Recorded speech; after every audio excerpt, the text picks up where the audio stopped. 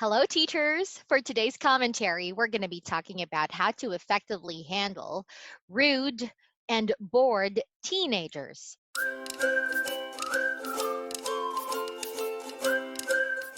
So, in online teaching, you're going to be able to teach people of all ages. You're going to teach toddlers, yes, toddlers, children ages 7 to 10, teenagers, and adults, young adults, and older adults.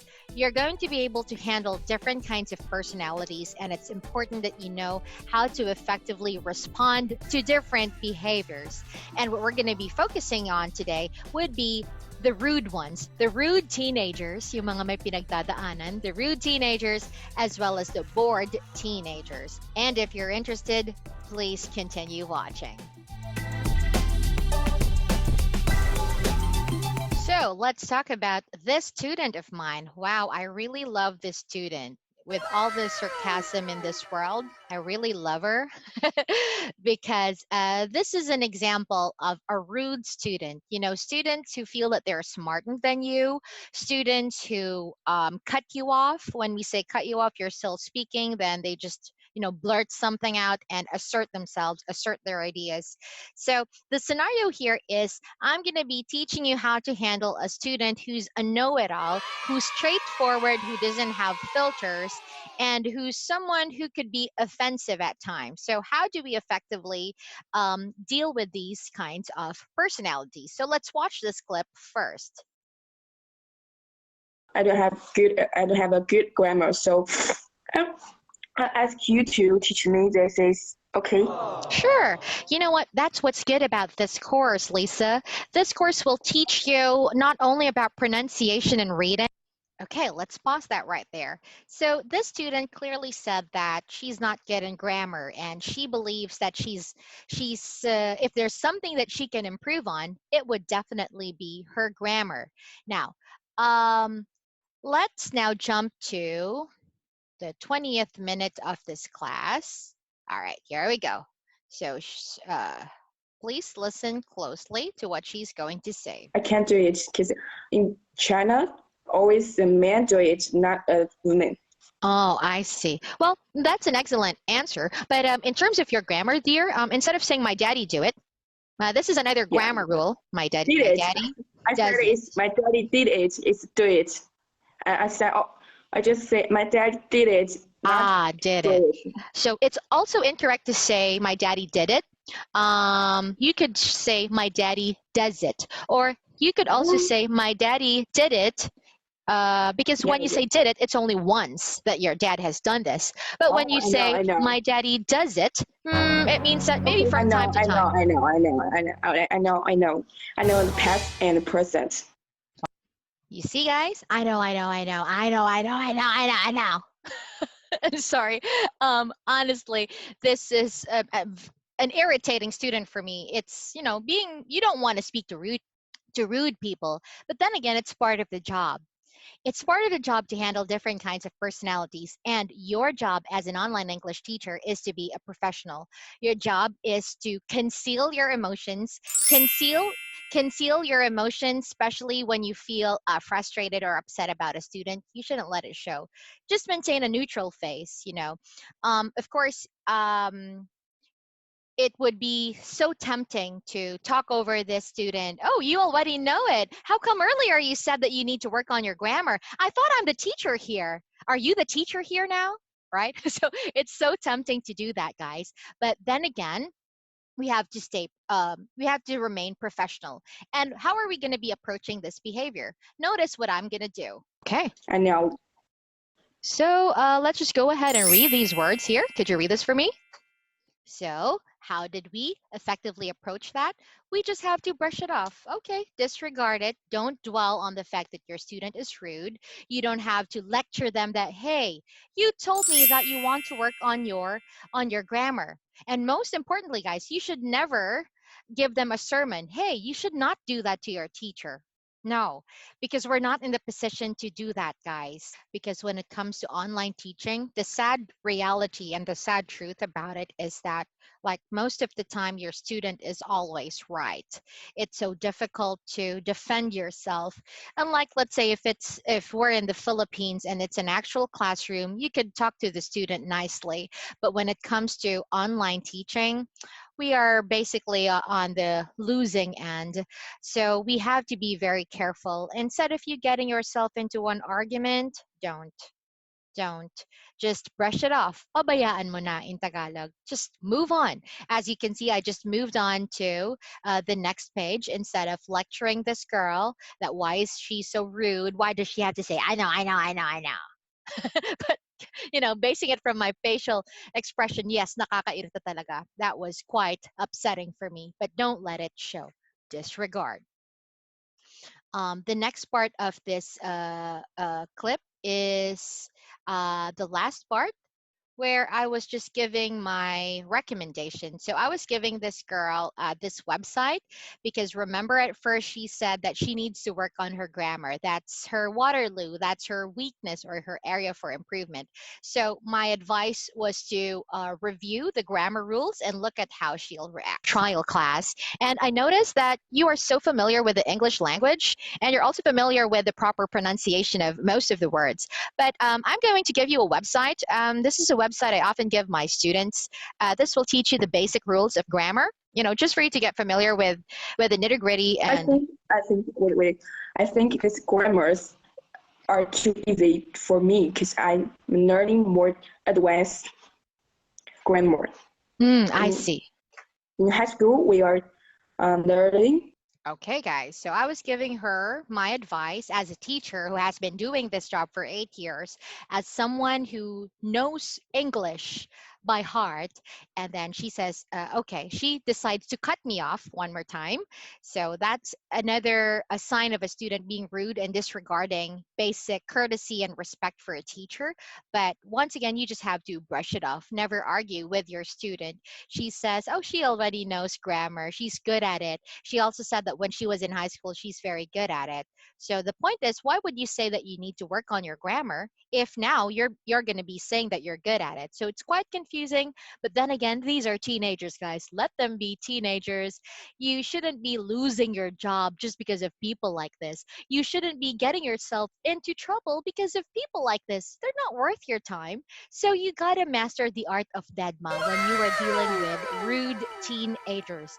Once again, the art of Dedma is all about learning how to brush it off, learning how to disregard what they say and not dwelling on it. Never give your students a lecture for what they did wrong. You're not in the position to do that, especially we are dealing with Chinese students. Again, we are on the losing end here. That's the sad truth. And this is where it gets confusing, guys. I just want to share with you how crazy this girl is. Let me just show you. Hold on. Time, and thank you so much for having this class with me.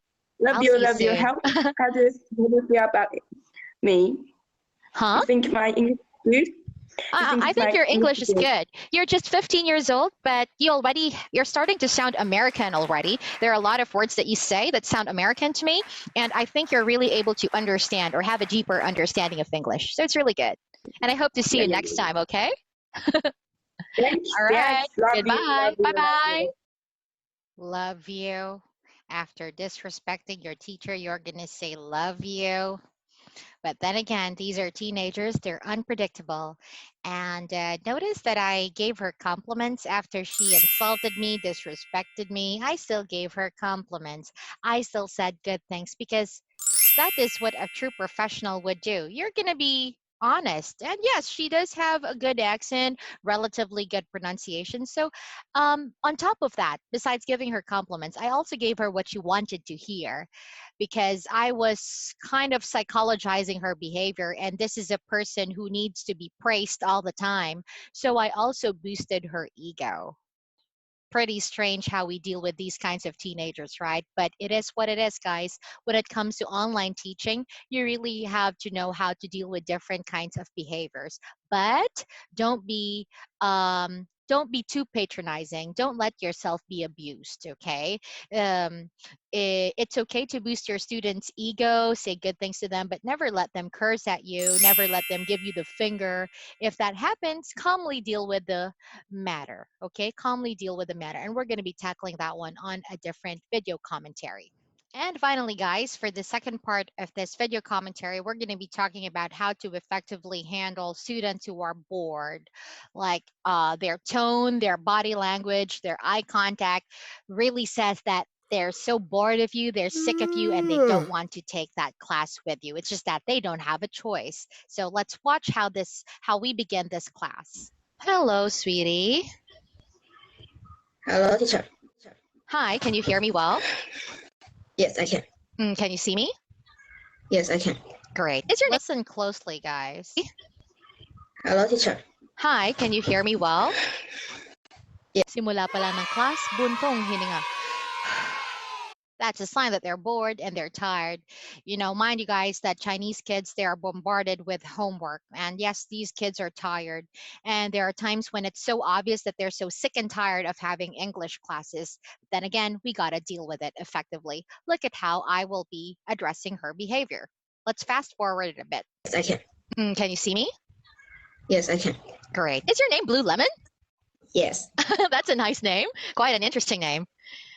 And by the way, my name is Teacher Karen, and this is our first class together.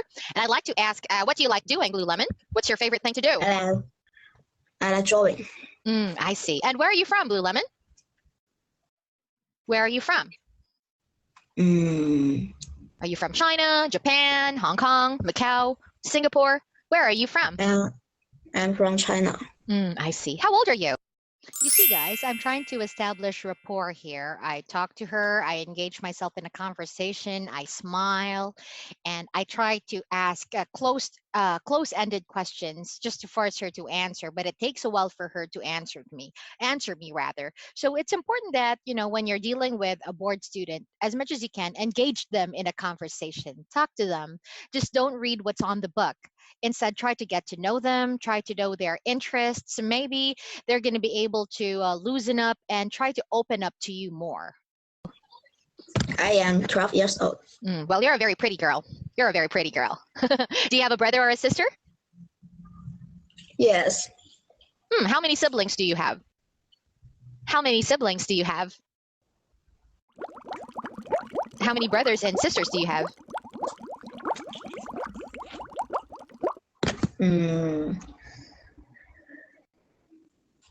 How many brothers do you have? Brothers.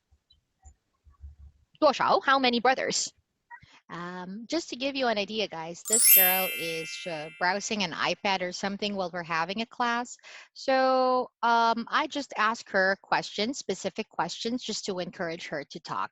As you can see, the lesson story time has nothing to do with brothers or sisters, but I still engage the student in a conversation by asking specific questions or close-ended questions. You have one brother, two brothers, three brothers, 兄弟. One. How many? How many sisters do you have?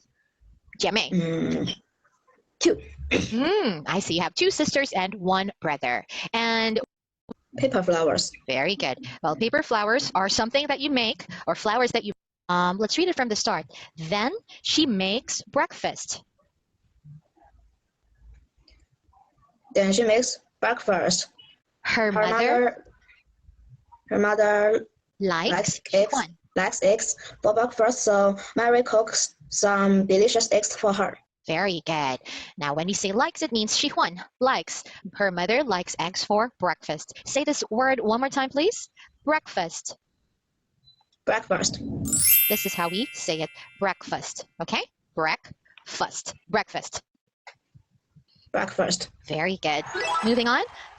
Let's read this one. At 8 o'clock, Mary is very worried. Maybe you say this again for teacher? And that is what we call sad or angry. Mary's mother is sad. Mary's mother starts to cry. Mary is very worried. Maybe her mother doesn't like the flowers. Maybe her mother is sad. Your turn. Mary's mother stays to her. Mary is very worried. Maybe her mother doesn't like the flowers. Maybe her mother is sad. Very good. So the tone shows boredom. The tone conveys that she just really wants the class to end, and she reads so fast and she doesn't really care about the content of the lesson. But as much as you can, guys, let's make the lesson worthwhile. Let's give knowledge extension. When we say knowledge extension, these are opportunities for your student to learn something new from you. This is something that could make them even more interested. And for this, I'll be tackling a knowledge extension on the term tears of joy. You were able to read all the words correctly this time. And do you think Mary's mother is sad? No.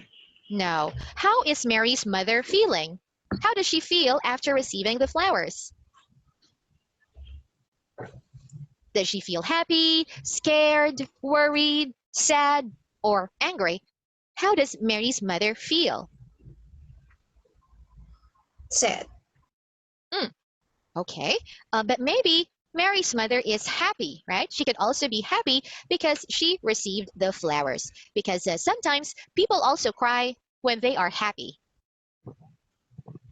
Okay, and that is what we call tears of joy. There you have it, guys. Knowledge extension. And that is a glimpse of how to deal with bored and rude students. Notice, guys, that when it comes to the bored student, I did my best to engage myself in a conversation. I did my best to add value to the class by banking on knowledge extension. When we say knowledge extension, that's all about sharing what you know, sharing something helpful or interesting to the student just to make them even more interested on your lesson, or just to make them a little bit more interested in what you're trying to say. But it doesn't work all the time. What's important is, once again, you do not reprimand your student for being bored. Let them be bored. You have to focus on what you can do, which is to give them a great lesson, give them a great experience. And even though they're dead inside and they're like so bored speaking to you, it doesn't mean that you should mirror that and do the same. You still have to show enthusiasm whenever you are teaching these kinds of students who are bored to death. And you guys, I hope this video commentary really helped you. I've been teaching for so long, and I've handled so many student profiles, so many student personalities, and I just realized that at the end of the day, regardless of how your student treats you, it's really up to you if you're going to choose to be professional, or if you're going to break and you're going to lose your cool and you're going to burst either into tears or literally have an outburst of emotion and like scream at the student or whatnot. So it's really up to you. Once again, thank you so much for watching. If you like these kinds of contents, feel free to comment down below, subscribe to my channel, and don't forget to click the bell icon just for you to get notified every time I upload new video content like this. Don't forget to give my video a thumbs up as well, because your thumbs up is taken and received with love. Thank you so much for watching, guys, and I'll see you next time. Bye-bye.